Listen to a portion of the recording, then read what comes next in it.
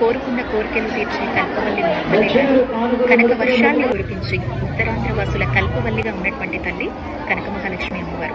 ప్రత్యేకంగా మనకి సంవత్సరంలో అన్ని మాసాలు ఆరాధనలకు ముఖ్యంగా గ్రామ దేవతలకు సంబంధించి ఉన్నా కూడా ఈ మార్గశీర్ష మాసంలో ఉత్తరాంధ్ర వాసులు మాత్రమే కాదు, దేశ విదేశాల్లో ఎవ్వరెక్కడున్నా కూడా మార్గశిర మాసం వచ్చింది అంటే చాలు ఒక్క గురువారం అయినా లేదా ఈ మాసంలో ఒక్క రోజైనా దర్శించుకోవాలి అనుకునేటువంటి దేవాలయం లిస్టులో అయితే మాత్రం ఖచ్చితంగా విశాఖపట్నంలో కొలువై ఉన్నటువంటి కనక మహాలక్ష్మి అమ్మవారే ఉంటారు.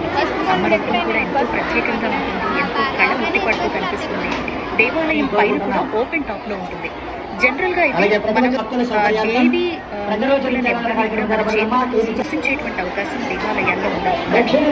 ఆ తల్లి భక్తులందరికీ ఇచ్చినటువంటి అదృష్టం ఏంటంటే వాళ్ళ స్వహస్తాలతో అమ్మను తాకి చేతులు స్పృశించి మన చేతులతో సొంతంగా అభిషేకం చేసుకునేటువంటి అవకాశం కూడా